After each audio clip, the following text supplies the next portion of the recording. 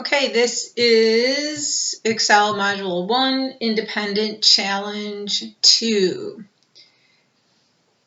I have already saved my file, added my name to the file name. Step B, move the labels from A6 to A11 to A5 to A10. So I am going to select A6 to A11. I'm going to get my moving cursor that looks like this, and I'm just going to scoot it up one cell. We're going to enter the total in A11 and B11 using the auto sum. And I think first here, we're going to type the word total. And I'm actually going to select both of these and click on auto sum one time, and it puts it in there. You can always double check your functions by clicking in the cell. You can look up here in the formula bar to make sure it's correct, and we can double click in the cell and it shows us which cells are involved in that formula. I'm going to hit my escape key here to get out of that. We're also going to figure out the averages. Remember, when we use the average function, we're not going to include totals. So I'm going to come up to my auto sum and click on the pull down and choose average. And then I'm going to reselect so that it doesn't include the total. And I'll click on my check mark up here and copy that over so we can also get the average for the 2021 expenses. We're going to enter a formula in D5 that calculates the budget using the increase in F2. So we're going to plan on a budget and we're going to increase it, the 2021 numbers, by this number here. So to do that, first we multiply to figure out the percent of the increase. So I will start with an equal sign, click in C5 times F2. If I hit enter here, we can see that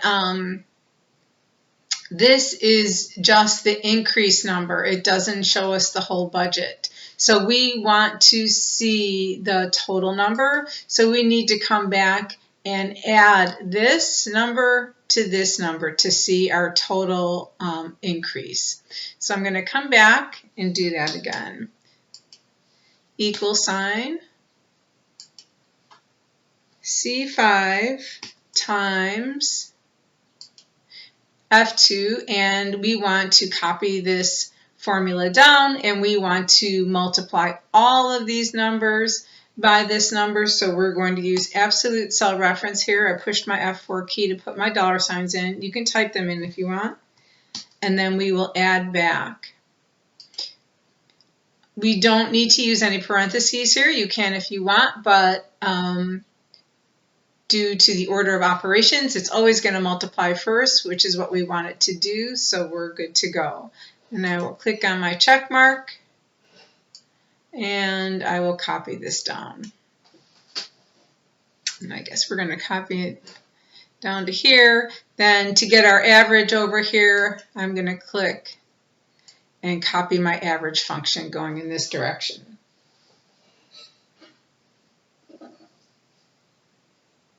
In here, we're going to figure out the percent increase of the total.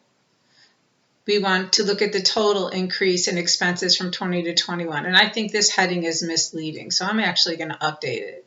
So we're going to put percent increase in total expenses. I think that makes more sense. So to figure that out, first we need to figure out what the difference is. So we'll use subtraction between 20 and 21. We'll subtract these two numbers to see what the difference is. And then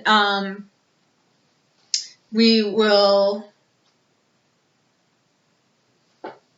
divide by our 2020 expenses. So that's going to look like this. Equals C11 And actually, we're going to divide last, but we want to divide by our difference. So I need to use parentheses here, otherwise it will not work correctly. So we're going to subtract our 2021 from our 2020 and then divide by our 2020. So if I didn't use my parentheses, the order of operations would have divided first B11 by B11, and that would have been 0, and that's not really the answer that we are looking for. And the last couple steps are asking you to put your page in landscape orientation and turn on the grid lines, and you can do that in the page layout tab. We can head over there, landscape, and under sheet options for printing under grid lines. So if we head over to Backstage View and click on print, everything fits very nicely.